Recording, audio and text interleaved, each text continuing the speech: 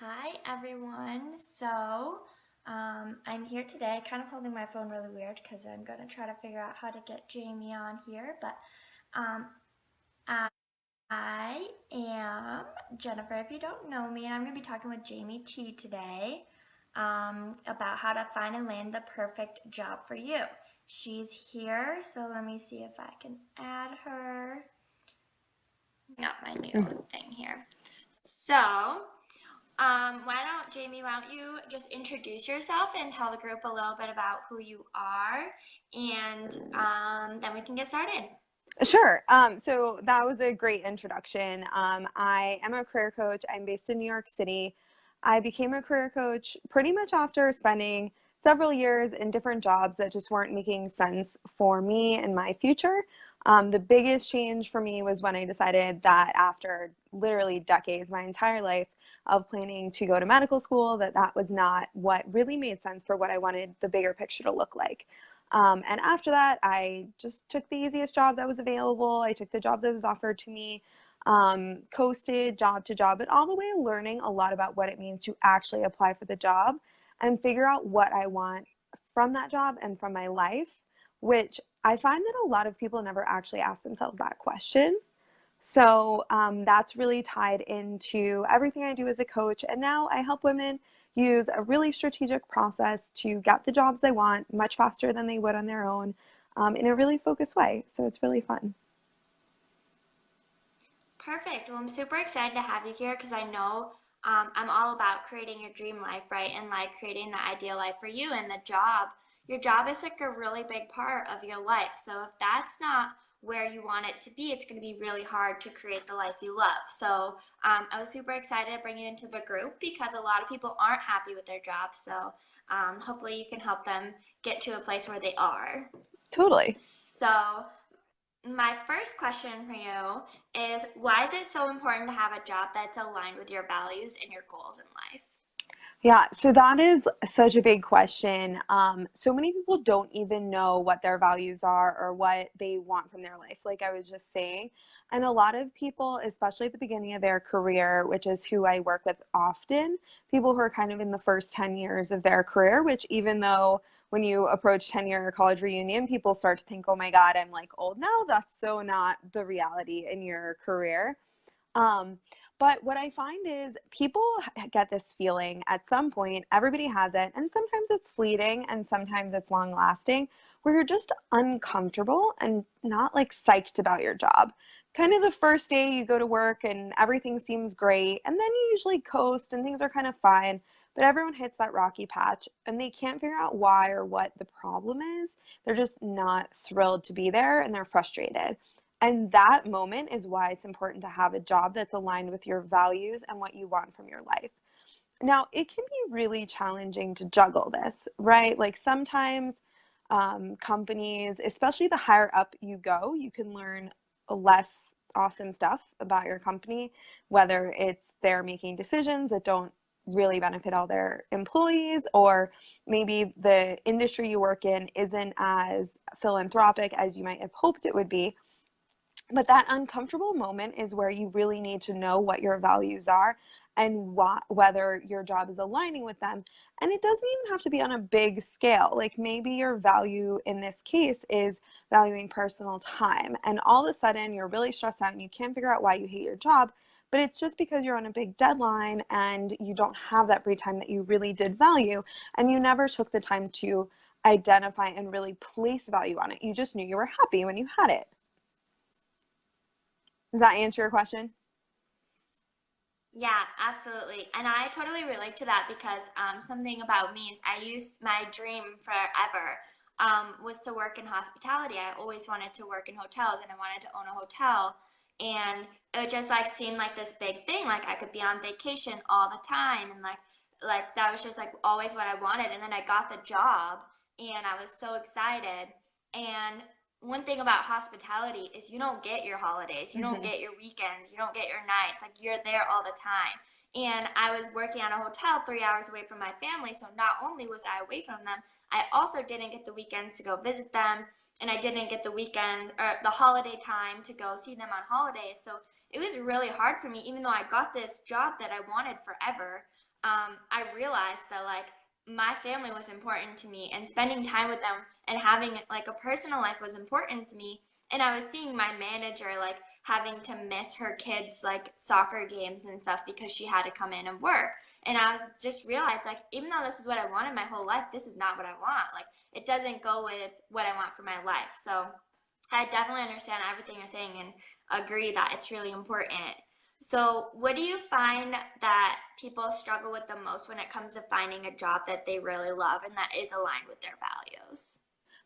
The biggest reason that people struggle and the biggest issue that people have when they're job hunting is that they never stop to actually go after jobs that they really want. And I know that the people who are Mm-hmm. watching are probably like, I want all the jobs. Like, that's totally wrong. But I promise you, it's so not.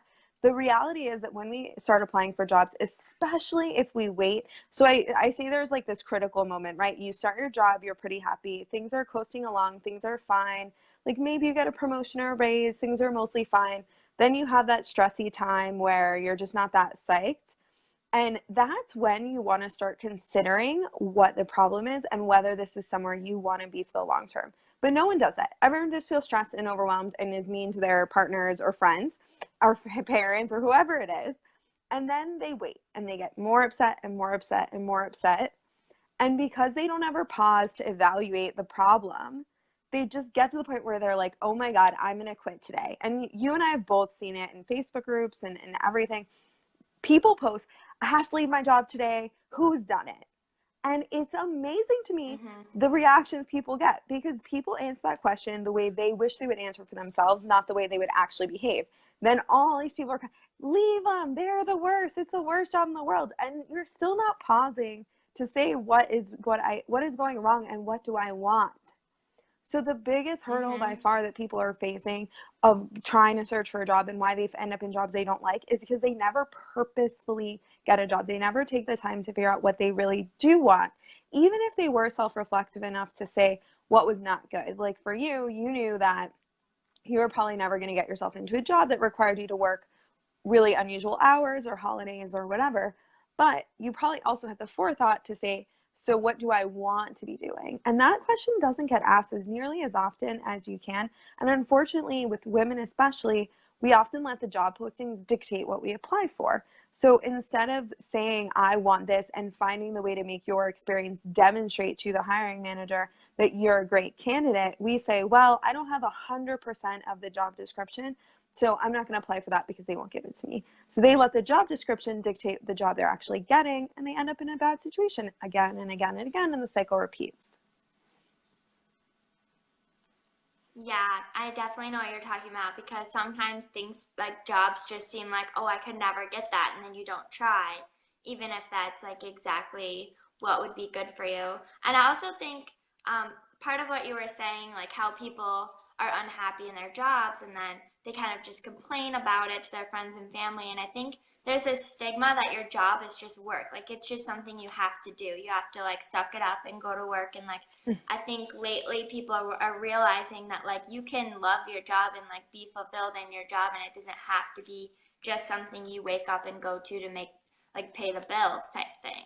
And And so I'm super excited and go sorry ahead. to cut you off. No, I was just going to say that the other thing that people forget is that it also, or I forget is not really the right word. The way that people act, you're right. People act like either I'm going to pursue my passion and be poor for the rest of my life, or I'm going to just go to this Mm-hmm. horrible job every day.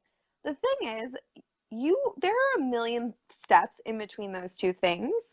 And actually, there are plenty of people who, if they were being honest with themselves and not necessarily worrying about what other people think or what other people want or what like media wants or what social media is sharing with them, etc., that they would, if they were just honest and said, okay, this job is not the most exciting job in the world. It's not gonna like get me $1 billion a year, but it pays me whatever I think is a good salary. I show up in the morning and leave in the afternoon. It's kind of fine. Like that's acceptable to feel like that. It's all about what the job gives to you. Some points in our lives, and that's Mm-hmm. the other thing. Over time, it will change. When you first graduated college, it was probably kind of fun and fine to be like super busy in this new hospitality world. And then as you got a little bit older and maybe now you had a little more responsibility, or you started to realize like our families don't stay young forever, or whatever it was for you that made you feel differently.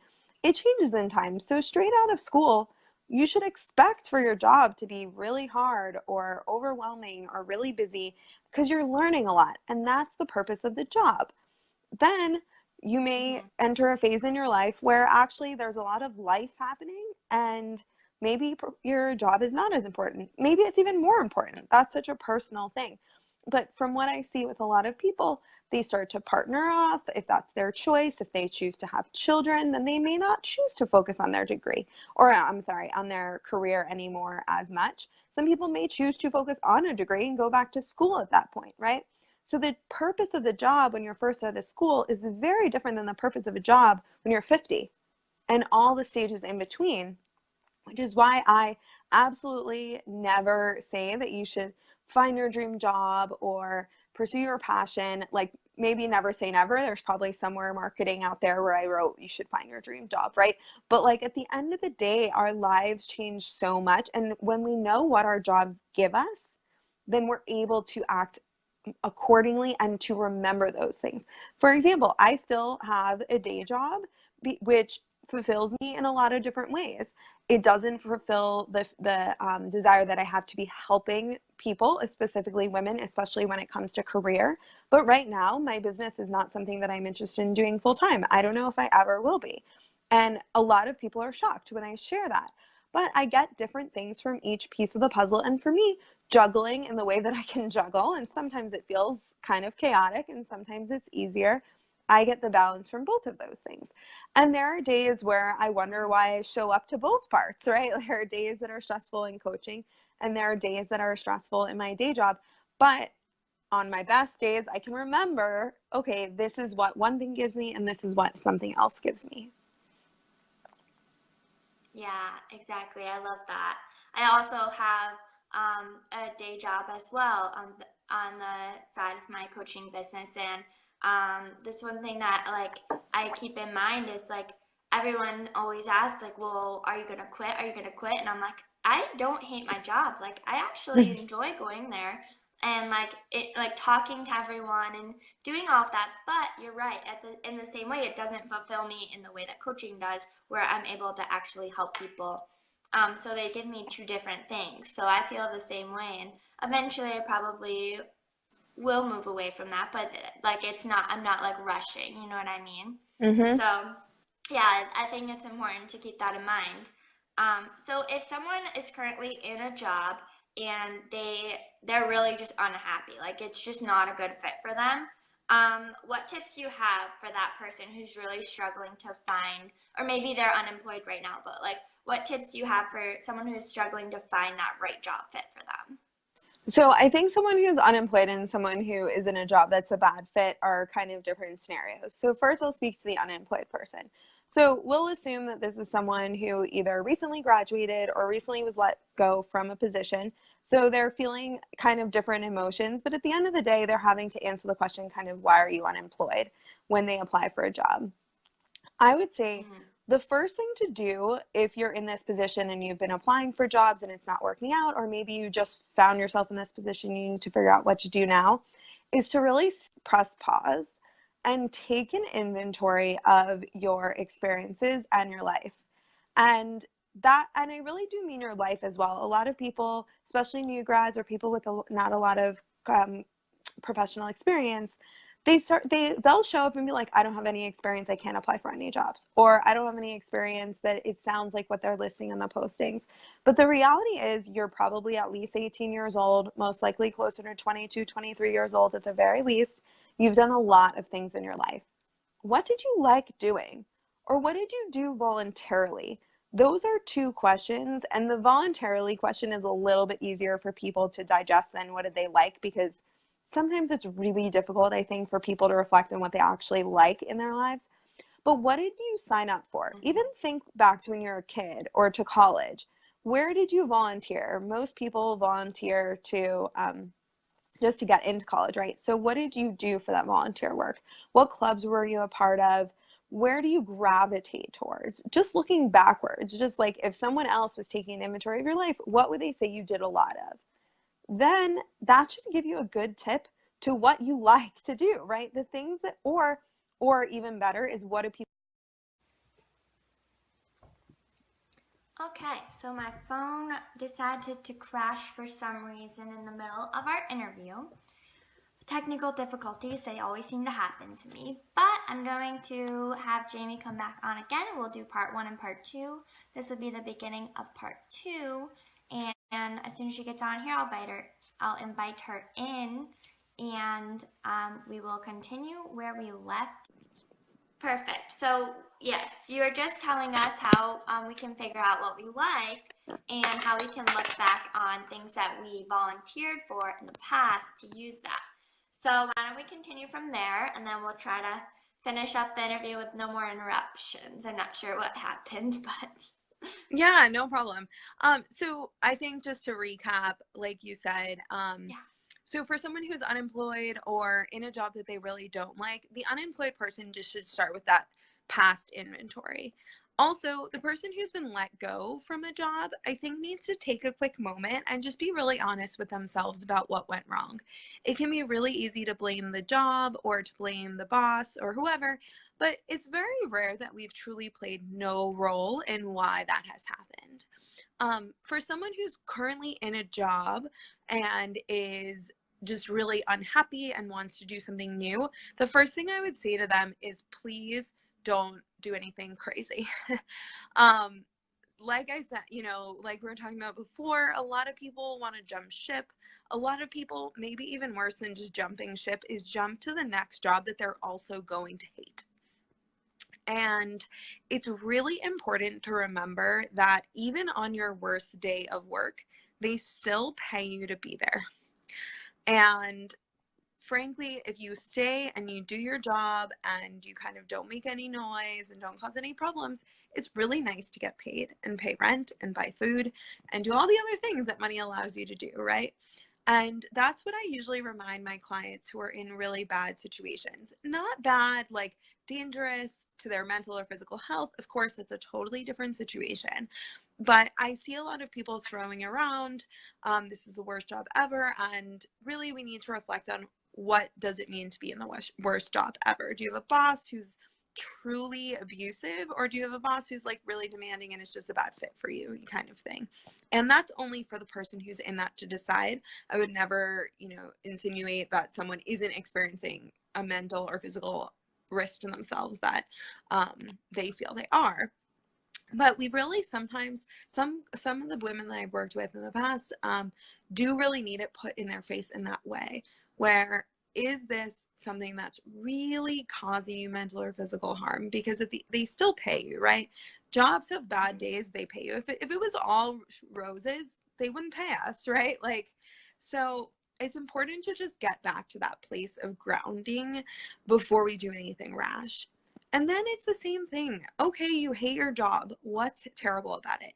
Do you love every single thing about this job except your boss is terrible? Do you love every single thing about this job, but you've outgrown the company and you're bored? Do you hate every single thing about the task that you're doing, but you love the company or industry you're in, right? Because there are so many different permutations of which people end up hating their job, but it's really important to do this inventory phase before you start sort of blasting your resume to the internet, because the problem is that so many other people are also blasting their resumes that if you don't stop to pause to know what you want, you can't cater your resume based on your genuine experiences to what they're looking for. And then you're just another person in the pile sending out applications through the internet. Yeah, those are really good tips. I think that's really important to kind of like if you're not happy to actually sit and think about why. Like what actual aspect are you not happy with, because that's going to help you a lot to figure out like what you need to change. Because like when And it I was also thinking about it, what's that? sorry. The other thing that I was going to say is that a lot of the time, like, there are some very small companies where there's no opportunity for changing anything. But if we can stop and reflect on what your problem is, there's a good chance that you may actually find a resolution. And people really undervalue the idea of longevity at a job. and the idea of growth. So even if you think, oh, I've been at a job for 5 years, if you never changed titles, if you never received a promotion, it's still going to be a question mark. Just like if you were at 5 different jobs over 5 years, there's still going to be a why. Like, why did this person not change? So there's a lot of value of longevity, but also longevity with growth. And a lot of the time, I think people are surprised when they realize that if they had just figured out what they wanted, they could have achieved it where they were, or they could have spoken to their boss, and at least it wouldn't have been as terrible while they look for a new job. Yeah, yeah, I definitely agree with that. So if people are, they do the inventory stage, they know what they want, they know what they don't like, they find a job that they think would be a good fit. What do you think is the most important part for them to master, when they're going through the interviewing stage? Ooh, the interviewing stage, right? Everyone's terrified. You say what is you talk about the interviewing stage. Probably the most important thing to do if you've gotten through the first hurdle is to make sure you actually know your story. Where have you been in your life? What have you done that makes you an interesting person? And can you tell that really concisely? So, for example, when you introduced me and I introduced myself, I could have told you the like long, boring parts of where it was this like devastating thing in my life that I'd let go of this dream and my whole identity was lost, right? But instead, it's a little simpler to say, I realized it wasn't a good fit for my lifestyle, for the lifestyle I wanted in the future. It's really important to have the big picture story down. So many people don't know why they're leaving their job. Like they're miserable and that they just can only articulate, I'm miserable, I want a new job. And that is a question you're almost guaranteed to be asked. Now, here for your watchers, I'll give you the tip. It's a very simple answer. Everyone pretty much should be answering the same question the same way. And you're leaving your job because you want growth, you want new opportunity, and you feel like you've outgrown that availability at your company. It's super simple. It's one of those questions. One of the reasons actually that I started my business is because there were so many things that I was doing and people would be like, oh, you're so good at interviewing. And I didn't even realize that there were people who like weren't great at interviewing. And I think that people just get caught up in the cycle of trying to guess the right answer instead of giving them the honest answer. Now, you don't want to go in there and paint the whole place black and super negative, but at the end of the day, you can almost always give the most upbeat version of the honest answer. And that is the honest answer, even if it doesn't feel like that to that particular question. Why are you looking for a new job? Because there's nothing else for you to do at your company that you wanted to be doing, aka growth.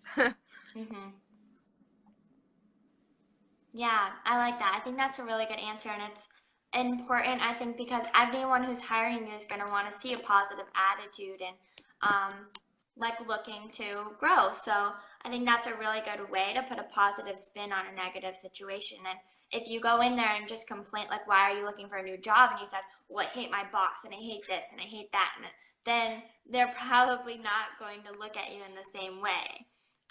So if you're positive, they'll see you in a positive way as well. So that's definitely helpful. So for anyone that is currently, they're ready, they love everything that you're saying, they're gonna go find the job, but they're ready to go find the job that's right for them. They know they need a change. What is the one thing you would tell them to do today to start that process? Just one thing that they can do just to get started. Hire a coach. No. Hire Jamie. No, the one thing that you should do today is take a little break. Like you've made a huge decision in your life. Nothing can't wait until tomorrow. And I can guarantee that waking up tomorrow knowing that you need to make a change is a much better time to make a decision about how to actually make that change. For example, legitimately, do you need external support? Or are you really comfortable with the direction you're going? Is a huge change. And with a night's sleep and with a little bit of space, you'll be able to make that decision much more rationally. So I would say if you're sitting here being like, oh my God, I need something new, I got to get out of here. Awesome. Be really confident in that decision that you're making right now. And then tomorrow, I love telling people to make a date with themselves to make a decision on something. So to wake up tomorrow morning, or even tonight, you might want to say, okay, tomorrow, this weekend, whatever works for you, I'm going to sit down in a cute coffee shop, in a tea spot, and wherever you feel good, you know, maybe that's your kitchen table, and just decide what the next steps are.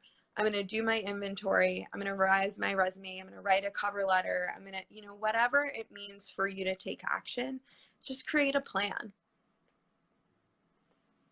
Yeah, Or and I hire love someone to help that. you make a plan. And Mm. yeah, exactly. So I hope that you guys got a lot of good information from Jamie today. And if you decide, you can use everything she said in the interview to help you get started. If you decide that you would like external help, like someone to help you through this entire process, that's what she does. She helps women like get the job that they want and like be able to land the job and go through the interviewing process and everything. So if you decide that that is something that you would like support in, definitely reach out to her. I know, yeah, she's great. So I know she has a Facebook group she's going to invite you to. So why don't you talk a little bit about that and yeah, just like tell them about it. Sure. So I have a free, totally free Facebook group. It's called the Women's Career Accelerator. I also have Instagram, of course, which is KISS Career Coaching, KISSS. Keep it simple, superstar. Because that's really the biggest thing I find myself telling my clients, that like simplify this process, don't overcomplicate it. And Mm-hmm. you may see also, I didn't mention this beginning. So my last name, my full last name is actually Terren. And we had this laugh before, but just to share with your audience in case they see that anywhere. So my Yep. last name on my personal Facebook page is T-E-E, like the beginning of Terren. And frankly, it's there because when I first went to college, Facebook wasn't a thing. And I didn't want to be overexposed to people I didn't choose to be exposed to. I wanted to keep some semblance of privacy. And little did I know, when you go to college and you put something like Jamie T on your Facebook, everyone you know will call you Jamie T. And so I made the choice to just ride it through. I do usually use my full name in my coaching business, but either way, I'm not about the formality of worrying about my last name. So if anyone sees that around, that is what it is. But it's also really important to take this as a lesson that you are who you are on the internet. So, you know, it's so important to consider everything you're putting online. We didn't talk about LinkedIn, but my God, I can go on for days about the importance of LinkedIn if you ever want to do a second video or something like that, how to effectively use LinkedIn. But yeah, so the Women's Career Accelerator is a great place to join. There's a bunch of freebies in there. Most recently, I just launched a workbook on cover letter writing, which is another, you know, 4-letter word. I feel like for people, they just start to cringe when you say cover letters, but it's not as bad as you think. So yeah, thank you so much for having me. This is really fun. Yeah, thanks for coming. And I will just say, I forgot to mention before, but that was, I put all the posts out and I was like, come join me and Jamie T. And she messaged me and she's like, I forgot to tell you, but my last name is actually not T. And I was like, but it never came up. And that's so true, because like we met in a Facebook group and we made the connection and we've been talking for months now. And I just always knew her as Jamie T. Like that's just who she is. Like there's no reason for me to have asked what her last name was. So that's just a funny Totally. little story. But yeah, so now you know where to find her, and definitely follow her, join her group, follow her Instagram. She'll have like lots of stuff, and I'm sure she shares all about LinkedIn in her group too, if that like piqued your interest. So, and go get all those freebies, help you. So hope this helps you. You know, you need to have a job that is aligned with your values if you want to create the life you love, right? So this is super important. So thank you for coming, and it was really good. I learned a lot myself as well. Awesome. We'll talk soon. All right, bye.